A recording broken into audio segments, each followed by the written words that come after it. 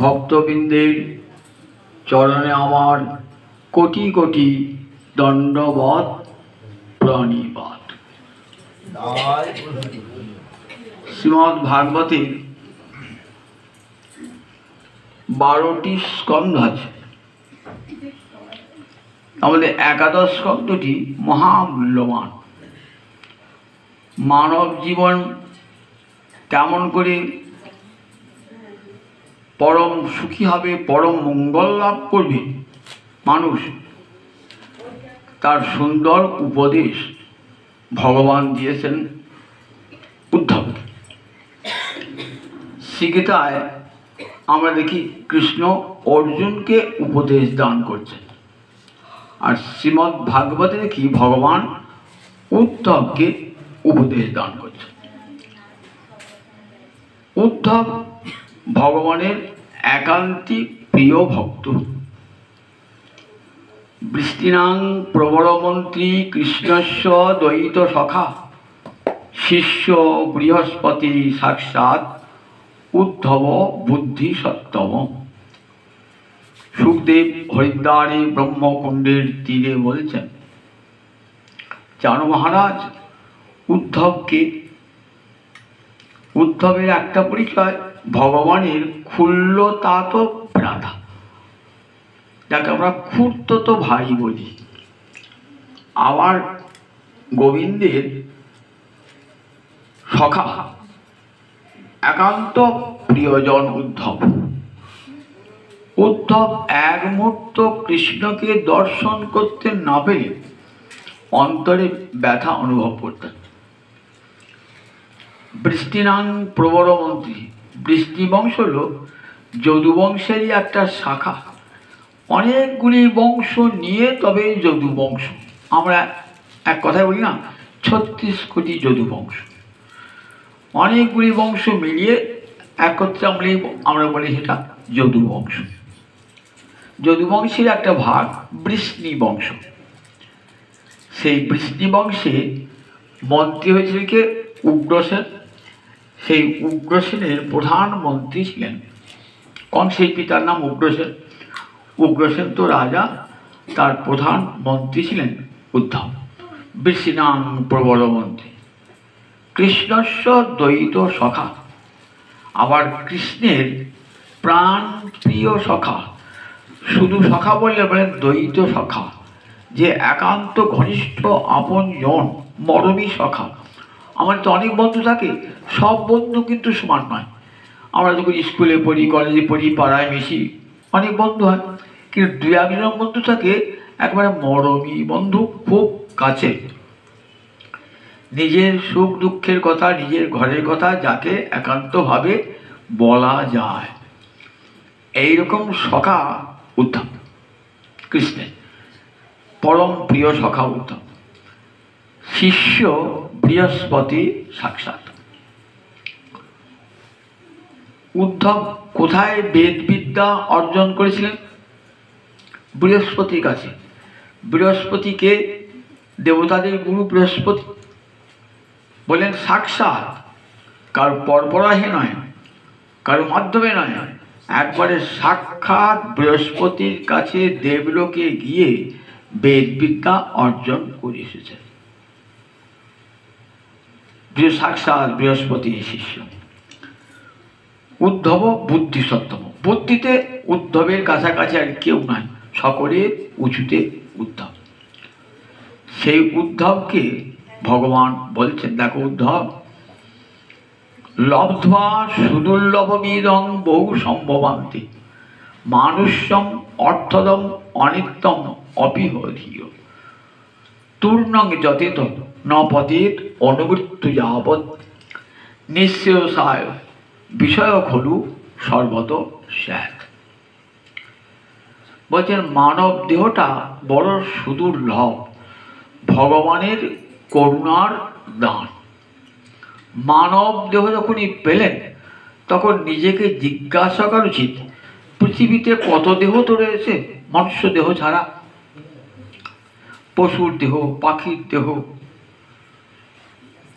কীটপতঙ্গের দেহ, কিন্তু আমাকে মানব দেহটা দিলেন কেন ভগবান? এটি প্রতিটি মানুষের মনে চিন্তা করার দরকার। কারণ মানুষকে সর্বশ্রেষ্ঠ প্রাণী বলা হয়েছে, আমাকে সর্বশ্রেষ্ঠ করে কেন ভগবান পেলেন? নিশ্চয়ই তার পশ্চাতে কোনো যুক্তি আছে। কি যুক্তি আছে? বলেন, অন্য দেহেতে ভগবত ভজন হয় না, নিজের মুক্তির পথ সে বাঁচতে পারে না। মনুষ্য দেহ ছাড়া যতগুলো দেহ আছে না, ইতর দেহ, সেগুলো সব কর্মফল ভোগের জন্য। পাখির দেহ, পশুর দেহ, এগুলো শুধু কর্মফল ভোগ করে যায় এরা। আর মানব দেহটা একদিকে কর্মফল হবে, অপরদিকে নূতন কর্ম করবে, যাতে পূর্বপূর্ব কর্মফল ধ্বংস হয়ে যায় এবং মানুষ যাতে ক্রমশ মুক্তির দিকে অগ্রসর হয়, ভগবানের কাছে যায়, ভগবানের দিকে যায়।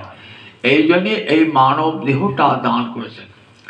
তাই উদ্ধব বলছি, উদ্ধব বিষয় খলু সর্বত স্যার, বিষয় সর্বত্র আছে, বিষয় চিন্তা করবার জন্যে মানব দেহটা না। বিষয় খলু সর্বত স্যার, একটা পাখি সে কি বিষয় ভোগ করে না?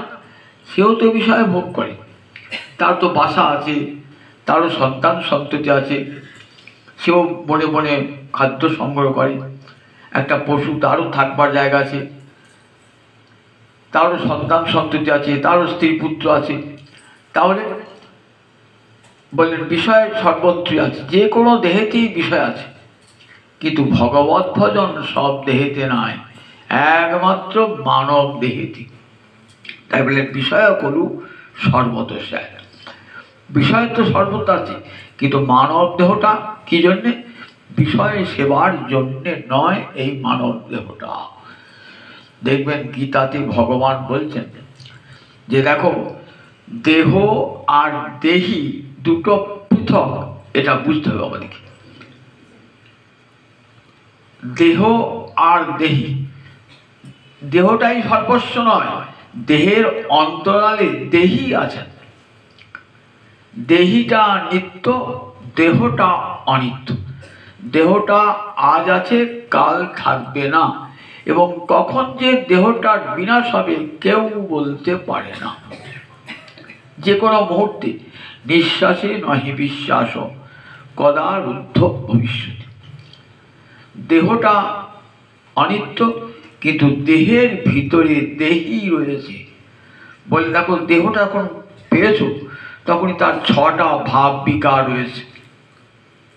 গীতার দ্বিতীয় অধ্যায় পড়ে দেখতে হবে 6টা ভাব বিকার কি কি?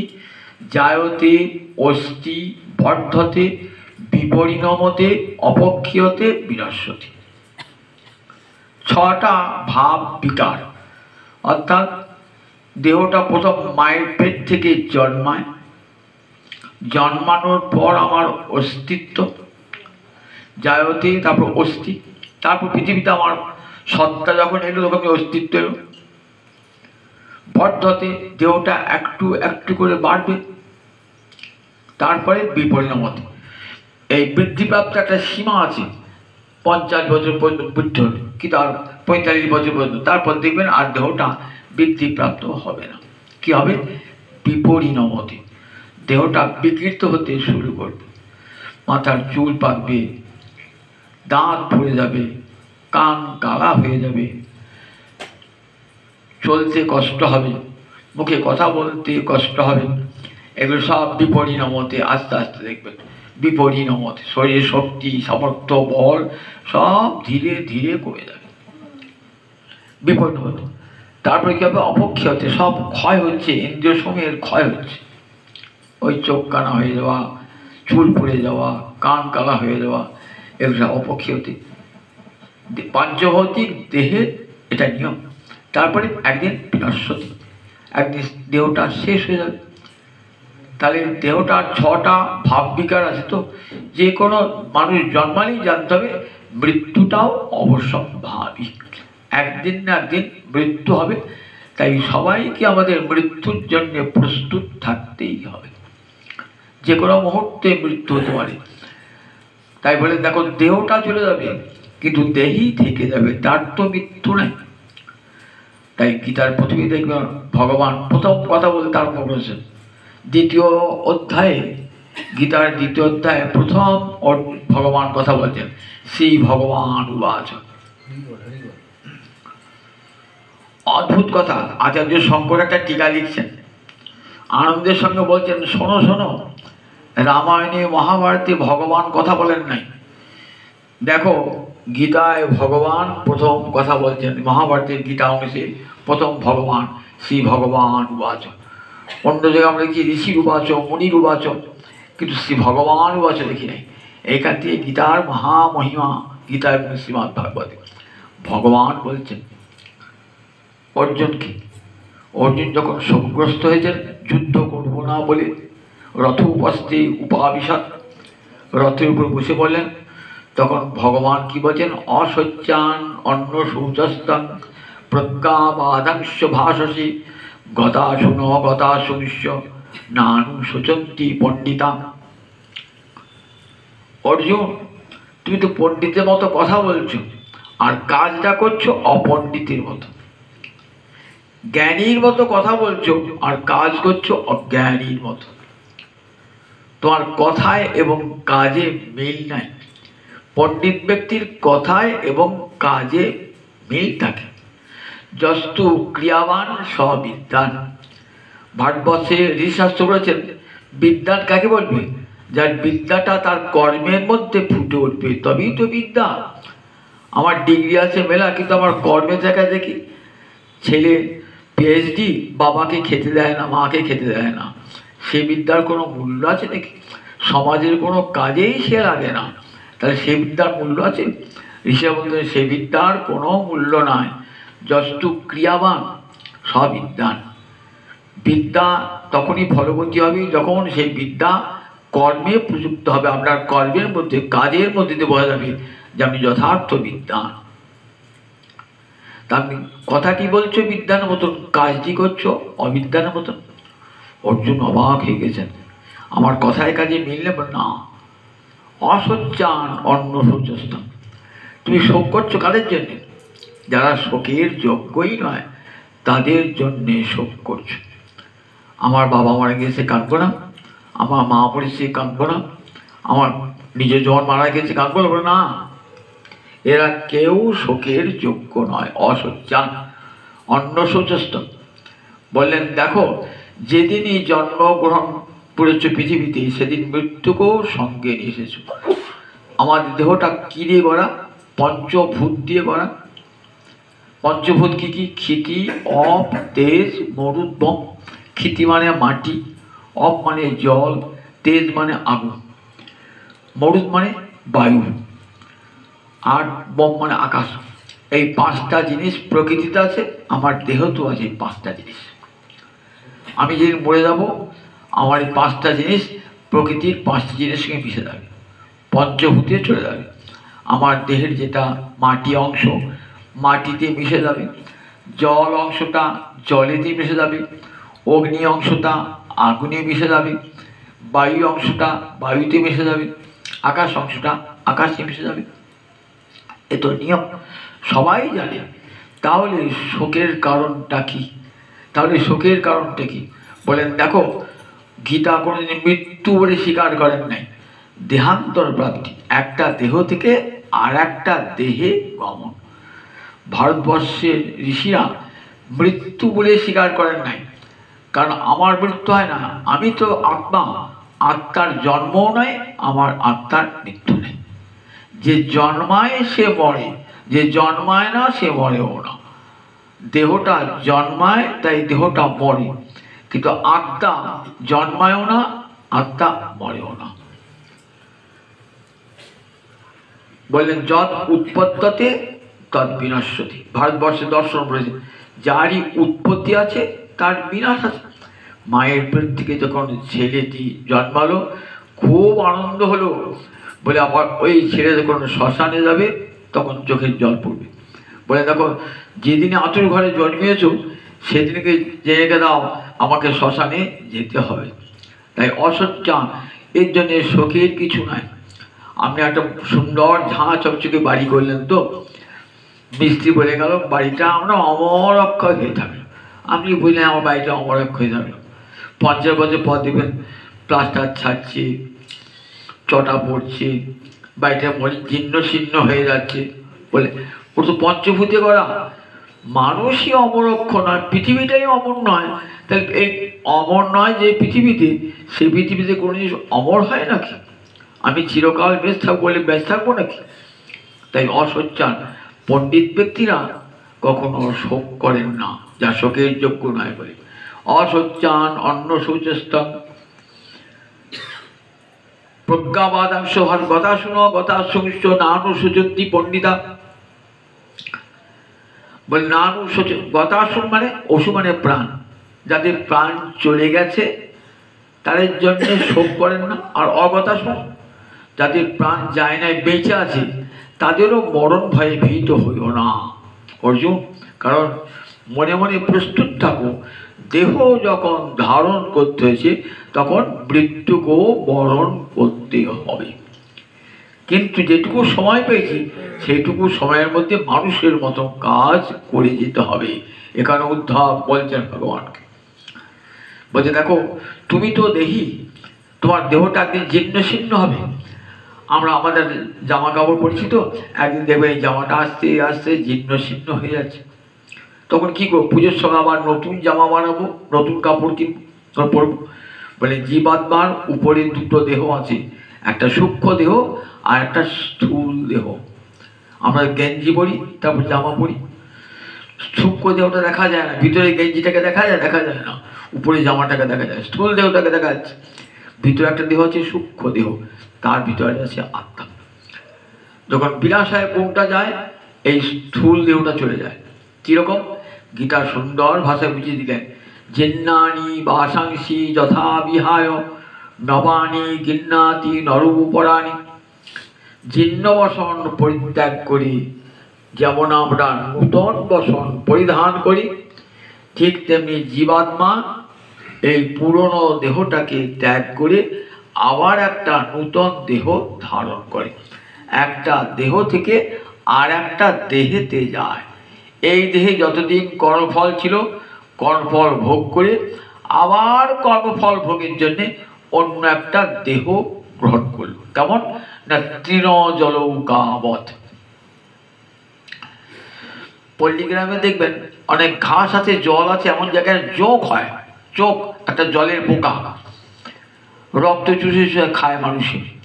তা সেই যোগটা, তার যদি কোন যোগ দেখতে পান, দেখবেন একটা ঘাস থেকে আরেকটা ঘাসের যোগটা যখন যাচ্ছে না, জলৌকা মানে যোগ, তখন দেখবেন ওই নূতন ঘাসটাকে যখন খুব ভালো করে ধরবে, তারপরে পুরনো ঘাসটা ছাড়বে। ঠিক মানুষ মনে মনে আরেকটা দেহকে ভাবনা করে, ভাবনা করে এই পুরনো দেহটাকে ত্যাগ করে চলে যায়। তাই মানুষের ভাবনাটা যেমন মৃত্যুকালে, মরণে যেমন ভাবনা হবে না, মরণে যা গতি শৈব, মরণে যা মতি শৈব গতির ভাবে। মৃত্যুকালে মতিটা যেমন হবে, পরকালে গতিটা তেমনি হবে। আপনি সংসারে চিন্তা করতে করতে গেলেন, তো আমার স্ত্রী রইল, পুত্র রইল, ঘর রইল, বাড়ি রইল, চিন্তা করতে বললেন, তো আবার কিন্তু বিষয় ভোগ করবার জন্য আসতে হবে। আর যদি হরিচরণ চিন্তা করতে করতে প্রাণ পরিত্যাগ করেন, কৃষ্ণ নাম শুনতে শুনতে প্রাণ পরিত্যাগ করেন, তাহলে পরজন্মে আবার এমন কুলে জন্মাবেন যে কুল থেকে আবার যতটুকু ভজন এ জন্ম হয়েছে, তারপর থেকে ভজন শুরু হয়ে এগিয়ে এগিয়ে যাবেন। এই মানব জন্ম মুক্তির দ্বার বলেছেন। এই মানব জন্ম সুদুর্লভ লব্ধা সুদুর্লভমিদং বহু সম্ভবান্তে। বহু জন্মের পর কীট পতঙ্গতে আরম্ভ করে পশু পাখি আরম্ভ করে 84 লক্ষ জনি ঘুরে এই মানব দেহ পেয়েছি। ভগবান বলেন মুক্তির দ্বার খুলে দিলাম। এই জন্মে যদি সাধনা করিস আমাকে পাবি। এই মানব জন্মে সোনা ফলবে। রামপ্রসাদ, কবি রামপ্রসাদের গান আছে, এমন মানব জমিন রইল পতিত, আবাদ করলে ফলতো সোনা, মনে রে কৃষি কাজ জানো না। মন, তুমি কৃষি কাজ জানো না, এমন সুন্দর মানব জন্ম যেন জমির মতো হবে, এখানে ফসল ফলালি ফসল ফলবে, সোনা ফলবে। এই মানব জীবনে একবারে মুক্তির দ্বার খুলে যাবে, চলে যাবেন, হেঁটে চলে যাবেন বৈকুণ্ঠে, গোলকে চলে যাবেন। আবার এই দেহেটি যদি ইচ্ছা করেন এই দেহেটি নরকে চলে যাবেন। ভগবান দুটো দ্বার দেখিয়ে দিয়েছেন। দেখো, যদি বিষয় চিন্তা করো তাহলে কোথায় যাবে? নরকের পথ। ধ্যায়ত বিষয়ান স্পুংস সঙ্গস্তে সুপজায়তে সংঘাত সঞ্জায়তে কাম কামাৎ ক্রোধ বিজায়তে ক্রোধাৎ ভবতি সম্মোহ সম্মোহাৎ স্মৃতি বিভ্রম স্মৃতি ভংসাৎ বুদ্ধিনাশ বুদ্ধিনাশাৎ পুনঃসতি। কেমন করে মানুষ বিষয় চিন্তা করতে করতে কেমন করে মানুষ নরকের পথে যায়, আপন বিনাশের পথে যায়। কত সুন্দর করে গীতা বুঝিয়ে দিলেন। এই মানব জন্ম পেয়ে শ্রীকৃষ্ণ অর্জুনকে বলছেন, যদি আমাকে না বুঝে বিষয়ে ভজে তাহলে কি হবে জানো? বিষয়ে ভজতে ভজতে কি হবে? কামনা জন্মাবে, আসক্তি জন্মাবে, আসক্তিকে কামনা জন্মাবে, কামনা থেকে ক্রোধের জন্ম হবে, ক্রোধের থেকে মোহের জন্ম হবে, মোহ থেকে বুদ্ধির বিনাশ হবে, আর বুদ্ধি নাশের ফলে বিবেক ধ্বংস হয়ে কি হবে? জীবের পতন হয়ে যাবে, পতন হবে। এক বিষয়ের চিন্তা আপনাকে নরকে নিয়ে চলে গেল। আর যারা আমার কথা চিন্তা করবে তারা কোথায় যাবে? যারা আমাকে পেতে চায় তারা আমার কাছেই আসবে। জন্মকর্ম চ মে দিব্যং এবং যো ব্যক্তি তত্ত্বত তত্ত্বা দেহং পুনর্জন্ম নৈতি মাম এতি সু অর্জুন। আমার জন্মকর্মের কথা যারা জানে, শোনে বসে বসে কান দিয়ে, তাদের গতি কি হয়? অর্জুন বলছেন, ওই তাদের গতি কি শুনবে? তারা কোথায় যায় শুনবে? তত্ত্বা দেহং, এই দেহটা ত্যাগ করি। আর মায়ের পিঠে তারা যায় না, তাহলে কোথায় যায়? আমার কাছে, মাম এতি, আমার কাছে চলে আসে। তাহলে কোন কৃষ্ণ ভজনের ফল কি আর বিষয় ভজনের ফল কি? কৃষ্ণ ভজন করে মানব জন্ম কৃষ্ণ ভজনের জন্য। তাই বলে সুখদেব বলছেন, মহারাজ বিষয় খলু সর্বত সাথ, আমি বুদ্ধিমান তাই এসেছেন আজ হরিদ্বার এই ব্রহ্মকুণ্ডের তীরে। যাক, ভগবানকে আপনার মনে পড়েছে। ভগবানকে মৃত্যুকালে ভগবত চিন্তা সবার তো হয় না, সংসার চিন্তাই হয়। যে সংসারে আমার টাকা রইলো, পয়সা রইলো, বাড়ি করলাম, ভোগ করতে পেলাম না, এই চিন্তাতেই মানুষ আরো আরো মৃত্যুর পথে এগিয়ে যায়। কিন্তু যখন মহারাজ পরীক্ষিত, তখন তো অনেকটা বয়স রয়েছে, ভোগ করতে পারবেন, ভোগের দ্রব্য রয়েছে, রানী রয়েছে, পুত্র রয়েছে, ঐশ্বর্য রয়েছে, রাজা। কিন্তু যখন অভিশাপ পেয়েছেন, অভিশাপ পাওয়ার সঙ্গে সঙ্গে দেখুন আর কোনো অন্য করে চিন্তা নাই, স্ত্রী পুত্রের চিন্তা নাই। বললেন, এটা অভিশাপ নয় গো, এটা আমার আশীর্বাদ। গোবিন্দ কৃপা করে তার চরণের কথা আমাকে মনে করিয়ে দিলেন। আমি যদি অভিশাপ না পেতাম, বিষয়ে ডুবে থাকতাম, আর আমার কোনদিন হরিপাদ পদ্মের প্রাপ্তি হতো না। আমি তো গোবিন্দের করুণায় জন্মেছি। মায়ের পেটে গোবিন্দ ঢুকে আমাকে রক্ষা করেছেন, অথচ সেই গোবিন্দকে ভুলেছিলাম, বিষয়ে মত্ত হয়েছিলাম, গোবিন্দকে ভুলেছিলাম। দেখুন, আমরা সবাই তো কৃষ্ণ কৃপায় জন্মগ্রহণ করেছি, কিন্তু গোবিন্দকে নিয়ে ভুলে আছি। আমরা সবাই গোবিন্দকে ভুলে আছি। সংসার নিয়ে মাতোয়ারা, বিষয় নিয়ে মাতোয়ারা। একটু বসে হরিকথা শুনবো, কি গৌর হরি দর্শন করবো, কি তীর্থে যাবো, এর সময় আমাদের হয় না। মানে সেই সময় দুটো টাকা উপায় করবো, বাইরে বসে গল্প করবো, আড্ডা দেবো, কিন্তু হরিকথা শুনবো না। হরিকথায় কোনো মতেই রুচি আছে না। বিষয়ে এমন রুচি, কৃষ্ণ কথায়, কৃষ্ণ ভজনে রুচি আসে না। বিষয়ের কথায় আমাদের অরুচি, কৃষ্ণ কথায় আমাদের অরুচি, বিষয়ের কথায় রুচি। তবে সুখদেব বলছেন বারবার, মহারাজ তুমি সত্যি ভাগ্যবান, মরণে যা মতি শৈব গতির ভবে। মৃত্যুকালে যেমন মতিটা হবে না, পরকালে গতিটা তেমনি হবে। সেই জন্য যারা নিজজন হবেন, আত্মীয়জন হবেন না, মৃত্যুকালে কখনো তারা কাঁদেন না। উপযুক্ত সন্তান হলে, উপযুক্ত সন্ততি হলে তারা কাঁদবেন না। তারা পিতা মাতার কানের গোড়ায় গিয়ে বলেন, বলো হরে কৃষ্ণ কৃষ্ণ কৃষ্ণ হরে হরে, হরে রাম রাম রাম হরে হরে। উচ্চকণ্ঠে গীতা পাঠ করবেন, যাতে ক্ষণকালের জন্য স্মৃতিটা গোবিন্দ চরণে যায়। নৃসিংহদেব যখন নখরাঘাতে হিরণ্যকশির বক্ষ বিদীর্ণ করেছেন না, যন্ত্রণায় ছটফট করতে করতে কি বলছেন, মা বলছেন মা বাবা, যন্ত্রণা আমরা কি বলি, মা বাবা বলি তো। প্রহ্লাদ কাছে বসে আছেন, প্রহ্লাদ বলছেন মা তস্তাতি মা ব্রুহি মরণে সমুপস্থিতি, মৃত্যুকাল উপস্থলে মা বাবা বলো না, মা বাবা তোমাকে রক্ষা করতে পারবে না। তাহলে বদ গোবিন্দ গোবিন্দ গোবিন্দেতি পুনঃ পুনঃ বলো, যিনি বিশ্বপিতা, সকলের পিতা, আমার পিতা, আমার পিতার পিতা, আমার পিতামহের পিতা, জগতের সকলের পিতা, সেই বিশ্বপিতার নাম কর। বদ গোবিন্দ গোবিন্দ গোবিন্দেতি পুনঃ পুনঃ।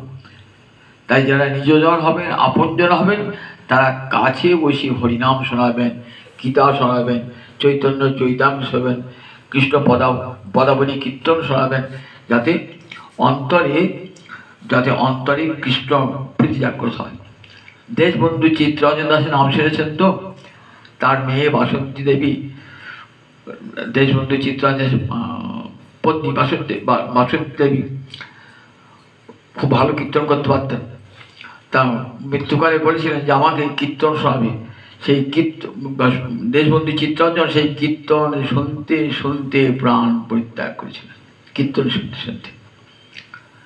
তাই তখন যারা ভক্ত লোক তারা কি বলেন যে আমার তো সারা জীবন বিষয় নিয়ে কাটালাম, তার মৃত্যুকালে যদি উপযুক্ত ভক্ত সন্তান হয়, বলে দেখ সারা জীবন তো কৃষ্ণ ভজন করি নাই, অন্তত মৃত্যুকালে কানের গোড়ে একবার কৃষ্ণ নাম আমাকে বলে দিস, যাতে আমার সদ্গতি হয়, মরণে যামতি শৈবগতি হবে।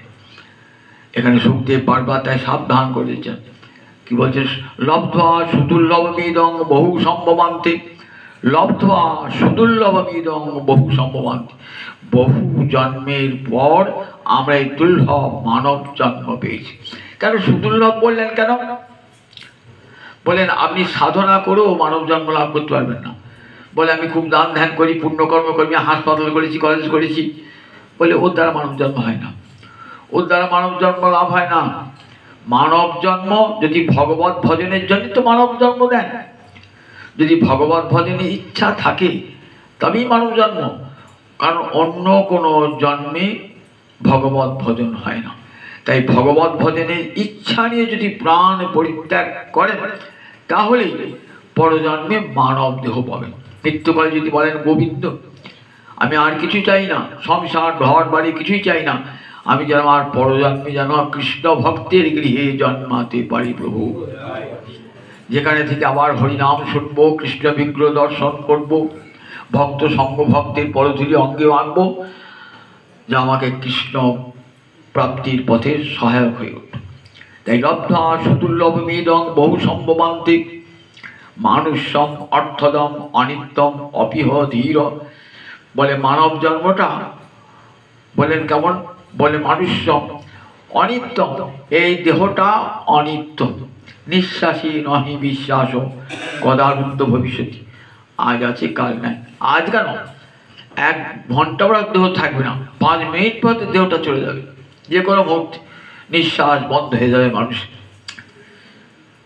স্বামী অফিসে যাবে, স্ত্রীকে বললেন ভাত বাড়ো আমি এসে খাবো, বা স্নান করতে গিয়ে বাথরুমেতে মৃত্যু হয়ে গেল।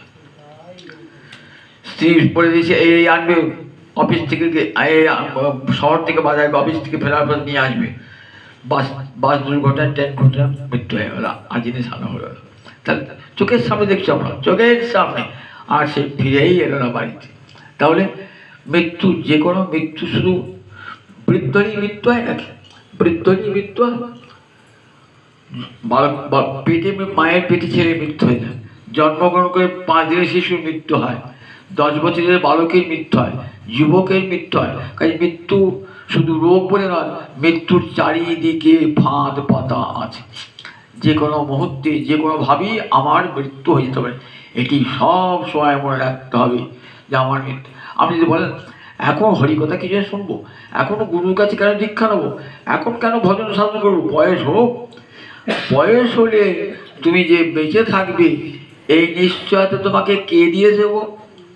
যে তুমি রিটায়ার্ড করবে, তারপরে দীক্ষা নেবে, তুমি যে রিটায়ারকাল পর্যন্ত থাকবে, এমন নিশ্চয়তা তোমাকে কে দিয়েছে? তার আগেই তোমার তো মৃত্যু, যে কোনো মুহূর্তে মৃত্যু হয়ে যেতে পারে। সুতরাং ধর্মাচরণে প্রহ্লাদ বললেন, কৌমারে আচরে ধর্মান। কৌমার বয়সে যেদিন মুখে কথা ফুটেছে, সেদিন থেকেই বলো হরে কৃষ্ণ কৃষ্ণ কৃষ্ণ হরে হরে, হরে রাম রাম রাম হরে হরে। যেদিন কথা ফুটেছে সেদিন থেকেই হরে কৃষ্ণ বল। কিন্তু দুঃখের বিষয়, শাস্ত্র চিৎকার করে বলছেন, তথাপি আমাদের মতি ঘরে না। আমরা কি করি দেখুন, এই সুন্দর জীবনটা কেমন করে কাটাই। মিথিলার কবি বিদ্যাপতি, কবি সার্বভৌম মিথিলার কবি, তিনি বলছেন, আধো জনম হাম নিহিদে গো আইনু, জরা শিশু কত দিন গেলা, নিধুবনে রমণী রসরঙ্গে মাতলু, তো হে ভজব কনবেরা। আধো জনম হাম নিহিদে গো আইনু, 60 বছর কি 70 বছর কি 80 বছর বাঁচব, অর্ধেকটা আমার ঘুমে কেটে গেল। 12 ঘন্টা রাত্রি, 12 ঘন্টা দিন, তাহলে 24 ঘন্টার মধ্যে 12 ঘন্টা ঘুমাচ্ছি, রাত্রিবেলায় কাটাচ্ছি, আর 12 ঘন্টা দেখুন থাকে তো। শেষে আমরা কি করি বলেন, আধো জনম হাম নিহিদে ঘুমাইন। 60 বছর বাঁচবো, 30 বছর নিদ্রায় কেটে গেল। বাকি যে 30 বছর থাকলো, সেখানে ছোটবেলায় তখন জ্ঞান হয় না, তারপর যখন জ্ঞান হয়েছে খেলাধুলা করতে আরম্ভ করেছি, কৈশোরে স্কুল কলেজে পড়েছি, তখন তার ভগবানের কথা মনে হয় না। এইবার যৌবন যখন প্রাপ্ত হলাম, তখন কি করলাম, নিধুবনে রমণী রসরঙ্গে হে মাতলু, তো হে ভজব কনবেলা। তখন তরুণী তরুণীর প্রতি আসক্ত, তরুণী তরুণীর প্রতি আসক্ত, এমনি করে যৌবনটা হেরায় গেল। এই নিধুবনের সংসার, নিধুবনে যৌবনটা কেটে গেল। এইবার জীবনের পট্টি মুখ, শেষ মুখ জীবনে হয়ে এলো।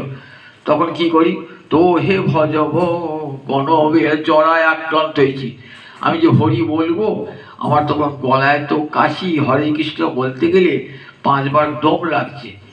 5 বার গৌরকে যে দর্শন করব, পায়ে বাদ, একা যাবার ক্ষমতা নাই, সঙ্গে নাতি যদি ধরে ধরে নিয়ে যায় যাব। নাতি বলছে, আমি খেলতে চললাম, এখন তোমাকে নিয়ে যাওয়ার সময় আমার নাই। দেখুন একবার, তখন দেহটা পরবশ হয়ে যায়। সেখানে একটা অমুকের বাড়িতে হরিকথা হচ্ছে, আমাকে একটু নিয়ে চল না, শুনবো। বলে আমার সময় নাই। দেখুন, লাঠি ধরেও আসতে পারছেন না, তাহলে সেই জীবনটাকে রেখে দিয়েছেন কৃষ্ণ ভজনের জন্য, রেখে দিয়েছেন। যে দেহটা উচ্ছিষ্ট হয়ে গেছে, পরের ভোগে চলে গেছে যে দেহটা, সেই দেহটা উচ্ছিষ্ট বস্তু ভগবানকে দেওয়া হয়। একজনের খাওয়া জিনিস, সেটা ভগবানকে দেওয়া হয় উচ্ছিষ্ট বস্তু। যে দেহটা আমার সংসার খেয়ে নিয়েছে, ভোগ করেছে, সেই দেহটা শেষকালে ভগবানকে দান করছে। যখন আমার আর কেউ নাই, তখন গোবিন্দ জানে, হে গোবিন্দ আমাকে রক্ষা কর। শেষের দিনে সেজনে বিনে কে তোর আপন হবে, তাদের জন্য এত করলেন, দেখবেন শেষের দিনে কেউ আর পাশে নাই। আচার্য শঙ্কর তাই বলছেন, যাবনে বিত্ত উপার্জন শক্ত, তাবন নিজ পরিবার রক্ত, পশ্চাৎ ধাবতী জর্জর দেহে, বার্তাং পৃচ্ছতি কোপি ন গেহে। যতদিন পয়সা করি থাকবে, দেহের বল শক্তি সামর্থ্য থাকবে, সবাই ভালোবাসবে, সবাই আদর করবে। আর যখন দেখে পয়সা করি ফুরিয়ে গেছে, দুর্বল হয়ে গেছে, শরীর নুব্জ কুব্জ হয়ে গেছে, তখন দেখবেন কেউ রোগ যন্ত্রণা ছটফট করছেন, বিছানায় পড়ে আছেন, বিছানার অর্ধেকটা ওষুধে ভরা, মলমূত্রে ভরা। সবাই তখন ভাবছে, এই আপদটা কবে যাবে, ঘরে গেলে দুর্গন্ধ উঠছে, কবে যাবে। ছেলে বউ তখন কেউ আর, যতজন কেউ আর ভালোবাসবে না, অথচ তাদের জন্যে জীবনটা দিয়েছি। কিন্তু গোবিন্দের জন্য যদি একটু ভালোবাসেন, গোবিন্দকে 1 গুণ ভালোবাসেন, কোটি গুণ ভগবান এগিয়ে আসবে। বলতে আমি যাবার জন্য তো প্রস্তুত, আমাকে না ডাকলে যাব কেমন করে? আমাকে বসার আসনই দেয় না জীব, বসার আসনই দিচ্ছে না। দেখো সংসার চিন্তায় এমন করে মনটা ভরি রেখে দিয়েছে, আমার জন্য একটু জায়গা নাই বসার। আমি তো যাই, ডাক দিয়েই যাই, ডেকে আবার ফিরে আসি, আমাকে বসার জায়গা তো দেয় না। আমাকে একবার হা গোবিন্দ বলে ডাকুক, প্রাণ হয়ে ডাকুক, আমি সেই ভক্তের ডাকে চলে যাব। ভক্তের ডাকে আমি আজও সাড়া দিই। এমন করুণাময় ভগবান। তাই তো হে ভজব কোনো বেলা, বলি সময় তো হলো না, হরি তোমায় ভজিবার সময় তো হলো না। আমার মানব জনম বিফলে গেল, তোমায় ভজিবার সময় তো হলো না। স্বামী স্ত্রী পুত্র সংসার নিয়ে আছে। এই জগতে কে কার, কাতে কাত্তা কষ্টে পুত্র সংসার অয়ম অতীব বিচিত্র। কে তোমার স্ত্রী, কে তোমার পুত্র, কে তোমার পিতা, কে তোমার মাতা? তুমি যতবার জন্মেছ ততবার একটা করে পিতা মাতা হয়েছ, যতবার জন্মেছ ততবার করে স্ত্রী হয়েছে, পুত্র হয়েছে। এর পূর্বে পূর্বে পিতাকে মাতাকে আমরা চিনি, এর পূর্বে আমার স্ত্রীকে আমি চিনি, এর পূর্বে আমার পুত্রকে আমি চিনি, কিন্তু আমার তো কত জন্ম হয়ে গেছে। তাই দেখবেন মহাভারতের প্রথমেই ব্যাসদেব বলছেন, মাতা পিতৃ সহস্রাণি পুত্রদার শতানি। কত মাতা কত পিতা হয়েছে, কত পুত্র কত পত্নী হয়েছে এর পূর্ব পূর্ব জন্মে, তাদের কথা মনে রেখেছি আমরা? তাদের কথা মনে রাখি নাই। তাই আমি যখনই জন্মাবো তখন তার করে মাতা পিতা হবে, তখন তো আমার স্ত্রী হবে, পুত্র হবে, স্বামী হবে। তাহলে এই জগতে কারোর সঙ্গে কারোর সম্পর্ক নয়। কেমন সম্পর্ক? মায়ের মায়ের সম্পর্ক। পিতা মাতা পুত্র ভ্রাতা ভগ্নী সব আপন আপন কর্মফল ভোগের জন্য এসেছেন। একটা করে সম্পর্ক স্থাপন করে এই সংসার পান্থশালায় আমরা রয়েছি। শুধু চোখে জল আসে কেন? আমার আমার বলে ভাবি বলে। যদি আমার না ভাবতাম চোখে জল আসতো না। পাশের বাড়ির লোকটা মরেছে তার জন্যে কি আমার চোখে জল আসে? কিন্তু আমার নিজের বাবাটা যখন মারা যায়, মা যখন মারা যায়, তখন চোখে জল আসে। কারণ আমার বাবা, আমার মা, আমার ছেলে, আমার বলে এই আমার সম্বন্ধটাই দেখুন মায়ার দেওয়া, আমার সম্বন্ধটা। একটা গল্প বলি শুনুন। এক ব্রাহ্মণ অতি দরিদ্র, পুজো আজা করে কোনো সংসার চালান। তার সংসার বিয়ে থা করেছে, একটি সন্তানও হয়েছে। এবার তো কিছু টাকা পয়সার দরকার সংসার চালাতে গেলে। কাজ খুঁজে খুঁজে বেড়াচ্ছে, কোথাও পাচ্ছেন না। শুনলেন অমুক দেশে রাজা বড় দয়ালু, গেলে একটা চাকরি হতে পারে। সেই দেশে গেলেন, সেই দেশে রাজাকে বললেন, রাজা আমাকে একটা চাকরি দেবে, আমি ব্রাহ্মণের ছেলে, সংসার করেছি, একটি পয়সা আমার হাতে নাই, আমার স্ত্রী পুত্র উপবাসে দিন কাটান। বলে ঠিক আছে তুমি চাকরি করো, তোমার পয়সা দেবো, কিন্তু একটা শর্ত, 12 বছর তুমি বাড়ি যেতে পারবে না। গরিব তো, যা শর্ত দেবেন তাই মেনে দেবেন, চাকরি দিয়েছে তো 12 বছর যেতে পারবেন। কিন্তু মনটা পড়ে আছে বাড়িতে, ছোট্ট 1 বছরের শিশুটিকে দেখে এসছেন, মনটা পড়ে আছে। দিন করে এই 1 মাস হলো, 2 মাস হলো, 1 বছর হলো, 2 বছর, এমনি করে 12 বছর যখন হয়ে গেছে না, এবার তো ছুটি পাবে। খুব আনন্দে বাড়ি আসছি, ছেলের জন্য জামা কাপড় নিয়েছে, স্ত্রীর জন্য নিয়েছি, মিষ্টি নিয়েছি, টাকা পয়সা নিয়ে আসছি, আরও কত উপহার নিয়ে আসছি। আস্তে আস্তে তখন দিনে হেঁটে আসা তো, ট্রেন নাই, বাস নাই, কিছুই তো নাই, হেঁটে হেঁটে আসা। তখনকার দিনে রাজারা, মহারাজারা, জমিদাররা কী করতেন? নয়, বহু যাত্রী তাদের জন্য কী করতেন? যাত্রী নিবাস, পান্থশালা তৈরি করতেন। তুই হাঁটতে হাঁটতে সন্ধে লেগে গেল, সেইখানে জন্য একটা যাত্রী নিবাসে ঢুকে বললেন, সেখানে খাওয়া দাওয়া থাকা শোয়া সব হবে। এমনি করে পথে ধারে ধারে একটা করে পান্থনিবাস থাকতো। লোকটা একটা পান্থনিবাসে ঢুকেছে, সেখানে খাওয়া দাওয়া হয়েছে।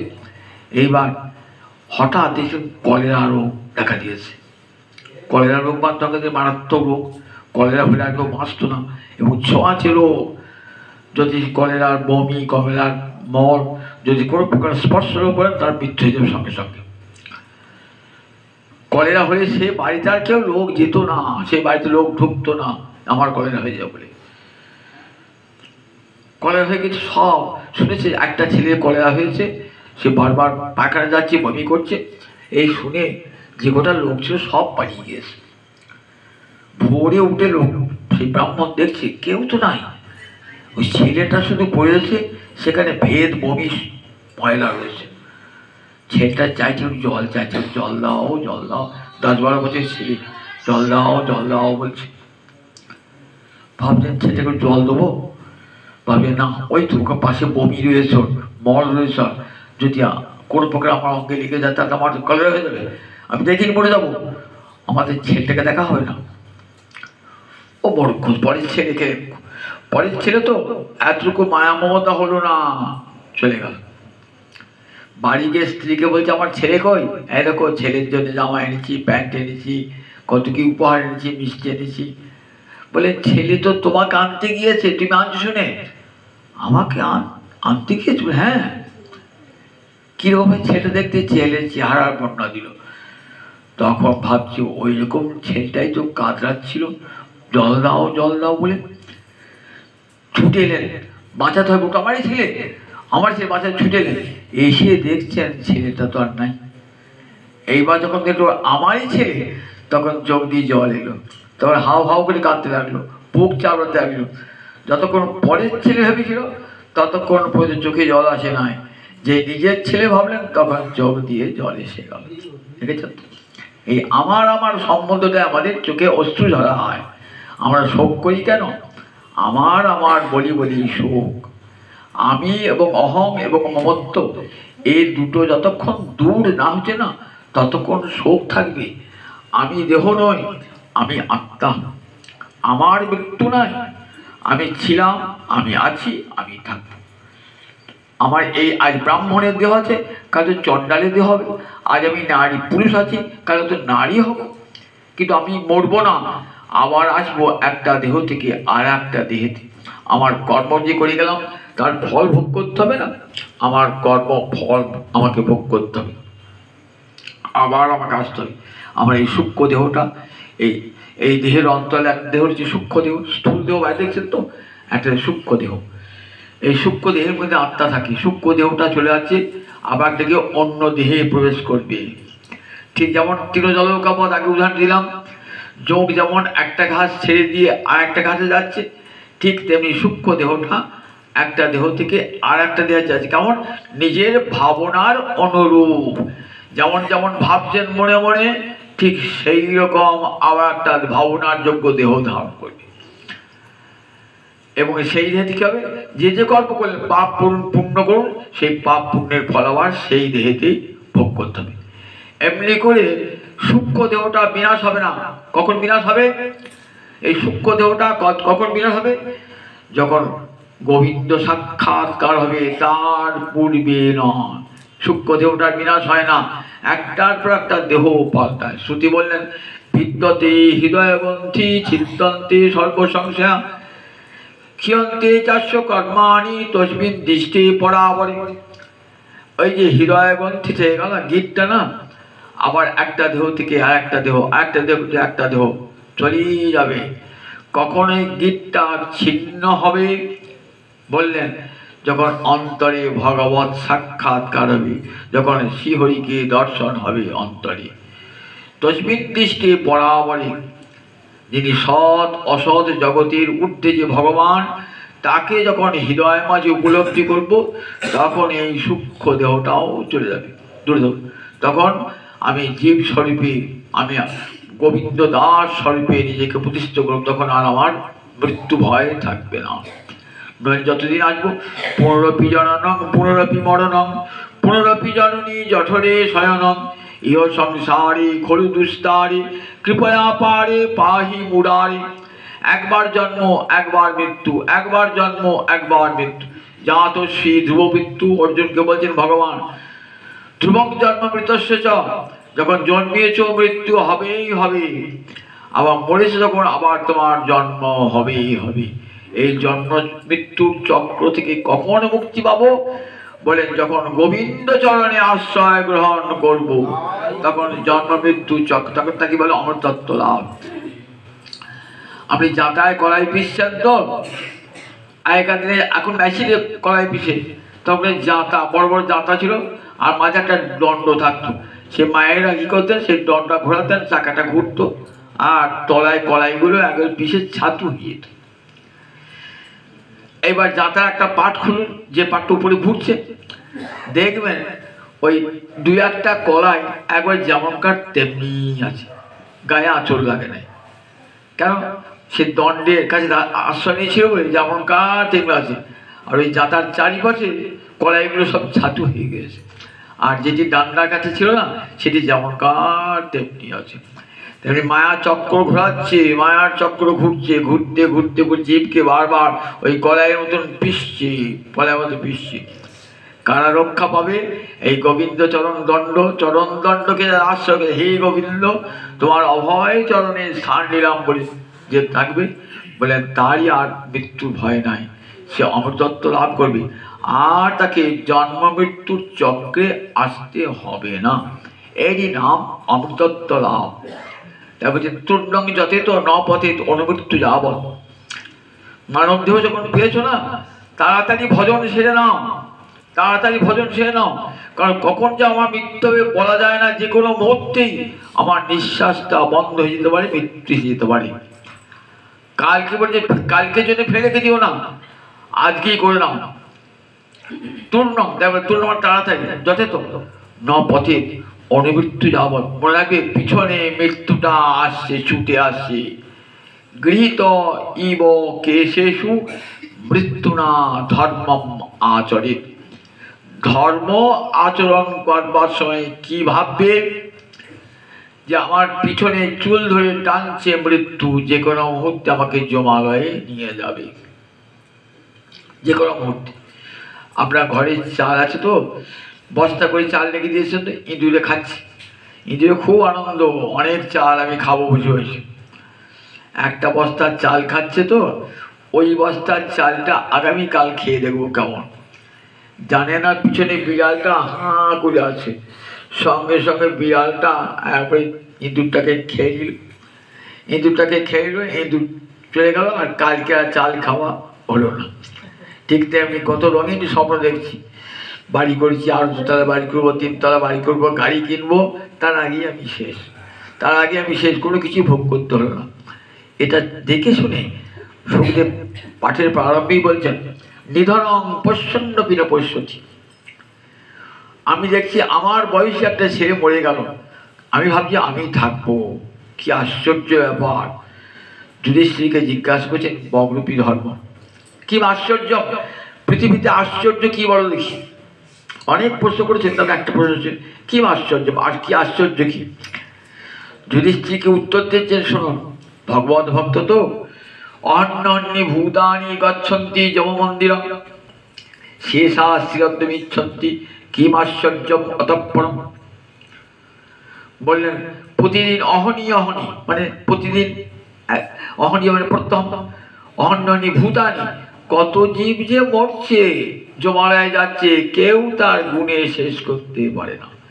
মানুষ তো বটেই, এ সারা বিশ্ব জুড়ে কত শ্মশান বলুন দেখি, সেখানে মরা পড়ছে, সবাই আমার শ্মশানেও পড়ে না, মাটিতে কবর দেয়, উপরে ফেলে দেয়, গাছের উপরে টাঙিয়ে দেয়, কত মৃত্যু হচ্ছে এইভাবে। আবার কত বিড়াল, কুকুর, ইঁদুর কত মরছে প্রতিদিন, গচ্ছন্তি যম মন্দির। কিন্তু যারা বেঁচে রইল, তারা আমার বোধহয় মৃত্যু হবে না, শেষ স্থিরত্ব বিচ্ছন্তি, আমার বোধহয় মৃত্যু নাই।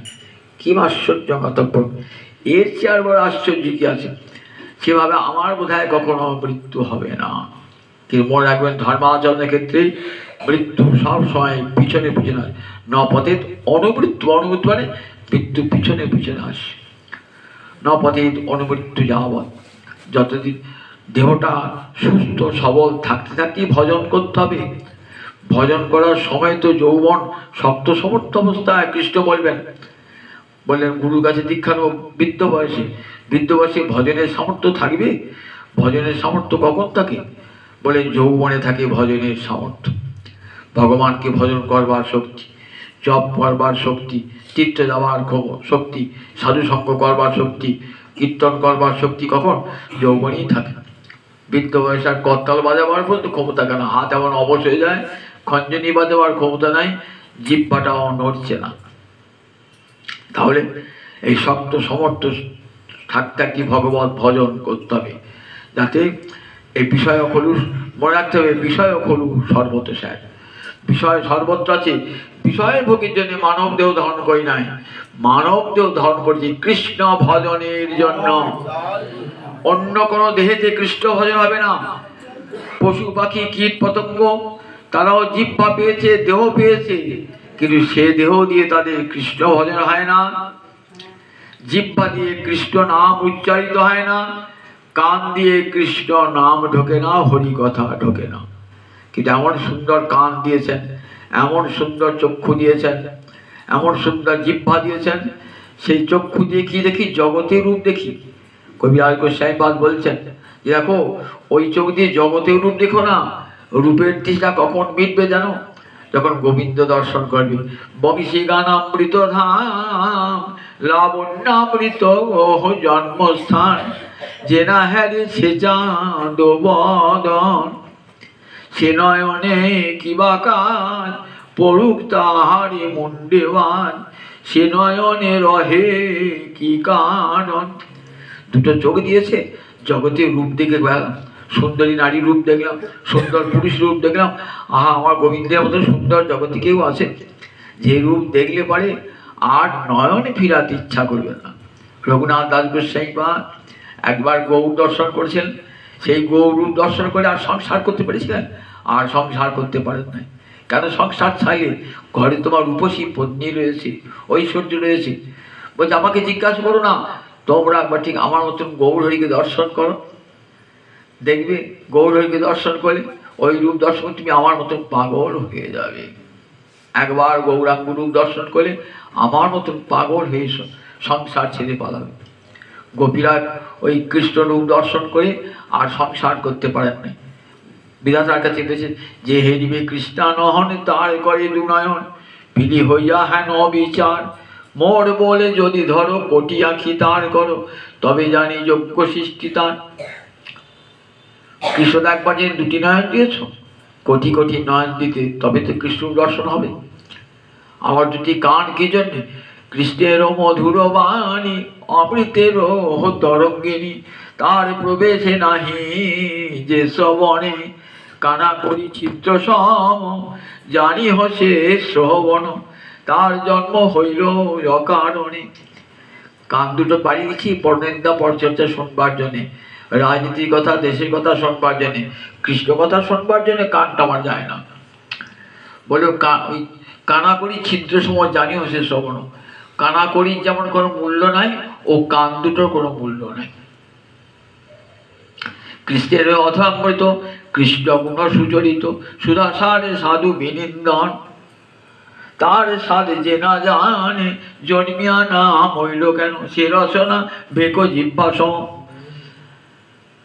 জিহ্বা দিয়েছেন কি জন্যে? কৃষ্ণের অথামৃত, কৃষ্ণের প্রসাদ খাওয়ার জন্যে, কৃষ্ণ গুণ বর্ণনা করবার জন্যে। জিহ্বা দিয়ে কি খাচ্ছি? অখাদ্য যবনের খাদ্য খাচ্ছি, যা হলে কৃষ্ণ ভক্তি উড়ে যাবে হৃদয় থেকে। যদি বা একটু কৃষ্ণ ভক্তি ছিল, যবনের খাদ্য খেয়ে কৃষ্ণ ভক্তি উড়ে যাবে, থাকবে না। সে আহার গ্রহণ করি আমরা। দেখুন এমন সেই হিন্দুর সনাতন ধর্মের ঘরে ঘরে এমন আহার এসেছে যা যবনের আহার, যবনের আহার। কৃষ্ণ ভক্তি থাকে, যে আহার পেটে পড়লে পরে আর কৃষ্ণ ভক্তি থাকে না। আবার জিহ্বা দিয়ে পরের নিন্দা, পরের নিন্দাবাদ করে বেড়াচ্ছি জিহ্বা দিয়ে, একবার হরি কথা বলি না। সেই জিহ্বার স্বার্থ ভেকো জিহ্বা সম, ভেকে ভেক মানে ব্যাং, ব্যাং পুকুরে ধারে কড়কড় কড়কড় করছে। বলে যদি কড়কড় না করতো তাহলে সাপটা গিয়ে তাকে খেত না। সাপ যাচ্ছে শুধু শিকার ধরবে যে নেই, ওই ধ্বনি অনুসরণ করে গিয়ে সাপটাকে ব্যাংটাকে খেয়ে ফেললো। বলে বিষয়ে সর্প টিকতেই যাচ্ছে এমনি করে, আমাকে ঠিক এমনি করে ধ্বংস করবো। তারপরে দেখো সুন্দর সুখদেবজি মহারাজ এমন সুন্দর মানব জন্ম, সেই মানব জন্ম যেন কৃষ্ণ সেবায় লাগে। দেহ তো একদিন চলেই যাবে, এই দেহটা বেশি দিন থাকে না, কিন্তু পরমার্থ এই দেহ দিয়ে একমাত্র মানব, দেব দেহ তো হয় না। দেব দেখবেন ভাগবতী পঞ্চম স্কন্ধে দেবতারাও চেয়েছেন আমাদেরকে মানব দেহ দাও, দেবদেহে ভগবত ভজন হয় না, এত ঐশ্বর্য না, এত সুখ অমৃত পানে, সেখানে কৃষ্ণ ভজন হয় না। দেখবেন ধনীর ঘরে কৃষ্ণ ভজন হয় না কেন? অনেক অনন্ত ঐশ্বর্য, প্রচুর ভোগ বিলাস ব্যস্ত, কৃষ্ণের দিকে মন যায় না। স্বর্গের খুব আরও বেশি ঐশ্বর্য, আরও সুখ, সেখানে গেলে আর কৃষ্ণ ভজন হবে না। এই মানব দেহটা, মাঝামাঝি দেহটা, মানব দেহটা, এই দেহটা এই কৃষ্ণ ভজন, পশুর দেহ নয়, দেবতার দেহ নয়, মানব দেহ, সবচেয়ে মূল্যবান দেহ এই মানব দেহ। এই মানব দেহ যখন পেয়েছি তখন কৃষ্ণ ভজন করব, মৃত্যু ভয়ে কম্পিত হব না। মৃত্যু একদিন হবেই হবে। যারা আমার পিতা মাতা এসেছেন, চলে গেছেন, তাদের মঙ্গল কামনায় তাদেরকে হরিকথা শোনাবো, তাদের সাধ্যের যারা ঊর্ধ্বগতি লাভ করে তাদের যেন বাড়িতে হরিনামের আসর বসাবো, হরিকথার আসর বসাবো, প্রার্থনা করব। আমার পিতৃদেব, আমার মাতৃদেবী, আমার যারা যারা গিয়েছেন, স্বর্গে গিয়েছে যারা, আমার পিতৃপুরুষ মাতৃপুরুষে যারা গিয়েছেন, তারা যেন রাধা গোবিন্দের কথা অমৃত পান করে আরও ঊর্ধ্বলোকে গমন করে। যার উদ্দেশ্যে আজ এই হরিকথা, তিনি রাধা গোবিন্দের চরণ লাভ করে চিরশান্তি লাভ করুন, আবার ভালো ঘরে তার জন্ম হোক, যেখান থেকে কৃষ্ণ কথা, কৃষ্ণ নাম বলা শুরু হবে। জয় নিতাই, জয় নিতাই, জয় নিতাই।